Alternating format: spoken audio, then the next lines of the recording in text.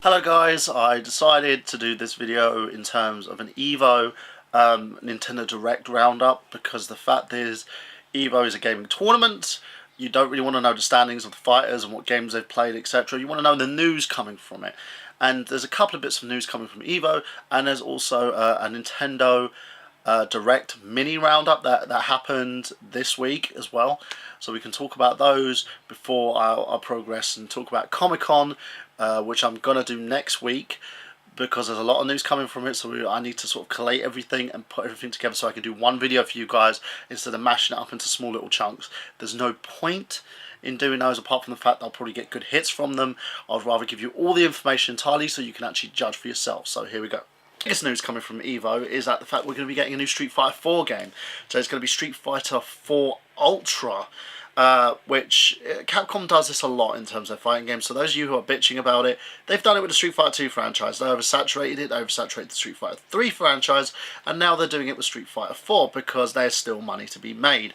If you don't have the game, you can purchase a copy of Street Fighter Ultra by purchasing it in, I believe, mid-2014, or you can buy the DLC and upgrade whatever copy that you have, including Street Fighter 4 and Super Street Fighter 4 or Street Fighter 4 Arcade Edition. So you can do that with either of those, so that's pretty fine and dandy for anybody who wants it. Also, Microsoft have been basically booed out of the building after they revealed the whole Killer Instinct franchise and how it's awesome to have that franchise going on. With the Evo set, there was a video posted in terms of it, and also Mad Catz introducing them. It was kind of annoying. It was a fact I can understand why people were booing them, because of the whole DRM situation, because people don't trust Microsoft at the moment. So they've got to do a lot to build their audience and fan base back up again. They have to. In terms of fans, people are kind of shitting all over the brand at the moment, and they need to find a way to help those who are associated with it. You know, all the fans such as myself who have been with them since day one, who are now annoyed and very disgruntled about the way that Microsoft's done and led their practices. So hopefully they will resolve this issue.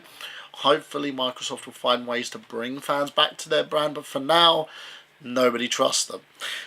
Other news coming from this week as well, that Forza 5 apparently is unplayable until you download a last minute DLC for it. So if you do decide to buy the Xbox One and you're buying Forza 5 as your pack-in, remember that when soon as you download the day one update, which basically disconnects it from the constant internet connection and DRM checks, etc, etc, you also have to do a download update for Forza 5, which downloads new cars, new packs, and if it's not downloaded, the game will be rendered unplayable. Yeah. I don't see the reason why this has happened. I don't understand why the company's rushing things. There's obviously a problem with this game, but again, it can be rectified. They have offered a solution. It's annoying as hell to have a company that's supposed to be focusing on gameplay and supposed to be basically focusing on putting out a credible game here, giving you a last minute update to fix issues that they had with the game that rendered it unplayable. And I think they were trying to hide this previously in the constant internet connection facility that it had. So basically it would have updated the game as you were playing, and for those who downloaded the game or installed the game onto the hard drive, it probably would have actually downloaded it in the background. Hence the reason why I think they tried to get away with it that way. But once the update was talked about, that Microsoft said that they're going to issue an update to render the DRM capability on the machine moot, to allow you to trade your games and buy your games, etc. for it, they kind of shot themselves in the foot. So they said, alright, look, we're owning up, this is what's happened, we're sorry, but here's an update to do that, so that's fine. And as always, we'll lead on from that to the Nintendo Direct update. They did a mini update talking about the DS titles and the Nintendo titles coming out, including, if you guys don't have this at the moment, they have talked about Earthbound, which has just recently come onto the Wii U. I downloaded my copy. It was only about $6, so it wasn't that bad. You know, it didn't hurt the wallet as much as it would do if I was buying like a $30 game. They also talked about the 3DS, sorry, hay fever, They also talked about the 3DS and the 3DS capabilities and what in terms of that console, what we're getting out next. They'll talk about the Sega stuff. Basically, we're getting like Altered Beast, Sonic the Hedgehog, Hang On, and loads of other Sega titles, which is great. But are these titles coming on the Wii U? We don't know. These are only exclusively to the 3DS store at this time. I'm a bit annoyed about that. I think with their partnership with Sega, they should be getting more titles on the Wii U. There's a lot of guys, myself included, who would like to purchase these titles. So we don't know too much about it. They talked a bit about Animal Crossing and how there's a unique feature that's being used at the moment that was released ages ago, called the Street Pass, the Wi-Fi Street Pass, where apparently if you go past a point where there's a Nintendo Wi-Fi Street Pass, it will download your data that you're allowing people to see, because you have to have it enabled on your 3DS, onto the Street Pass facility, and if you walk past it, it would download someone else's data onto your machine as well, so you have the option to sort of play through their stuff. You have access to extra content that they may have, and also puzzle pieces if you're like a puzzle gamer and stuff as well. So that's awesome. I think that's a great little facility. I think Nintendo really worked on that, and it's a nice idea. They also highlighted Wonderful 101. They were talking about the game and exactly showed some in-game footage of that as well. As you guys can see, it looks good. It looks awesome. I think it's a great game. I can't wait to play it, but it's really taking its time to come out. It was initially slated to be a pack-in title for the Wii U, nowhere to be seen. Then, you know, we're still waiting mid-year, nowhere to be seen. So hopefully we're going to actually get our copy of that sooner rather than later. They also talked about new playing and game titles, including a Spin the Bottle title and a few other sort of party game titles using the Wii U tablet. You can purchase them individually for $4.99 or purchase them all together for $14.99 as well. So that's a great pack-in price. If you want to play those games, they're there for you as well. There's no sign of the artist tools that they're actually introducing to tablet as of yet. They talked about that in the July, in the E3 version of Nintendo Direct. So we don't know what's going on with that.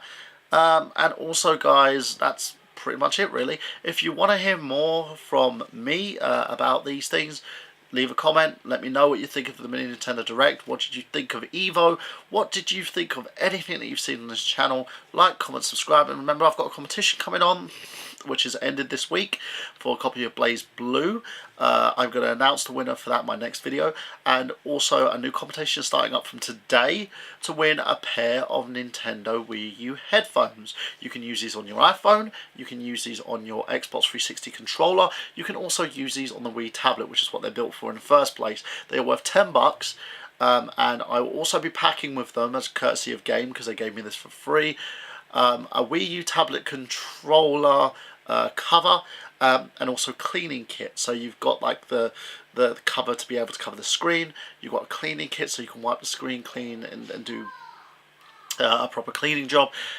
And you have loads of other little things that can help with the controller system. So I'm adding that, and I'm also adding the headphones. If you want to see more about it, if you want to know what they are, go to my EA video that's in the link at the bottom. You can also check out the previous Nintendo Direct, which is in the link at the bottom. And you can also look at my video with me talking about Nintendo and how their YouTube monetization stance is still in effect. Those of you who thought that this has actually gone away, it hasn't. They are still doing this, and they are cracking down bigger and badder than before. So make sure, guys, that you take note of this. It's annoying as hell. I had to basically give them all my details. I had to literally go in a war of words with these guys about the fact that they could probably be taking me to court over this, trying to scare me off, because they want to monetize my videos, which I feel is ridiculous.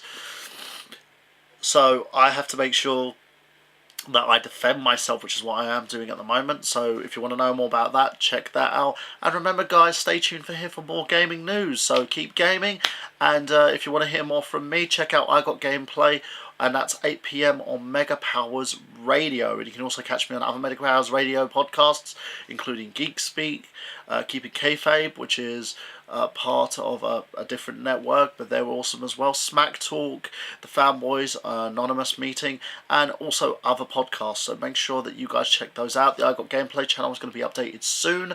I am getting to that. I'm just inundated with loads of stuff that I'm doing. It's my own fault. I'm doing it.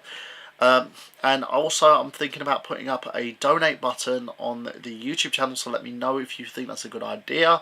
If you think it's a bad idea, let me know, guys. And that's pretty much it. So I'll see you again for another gaming vlog, and keep gaming.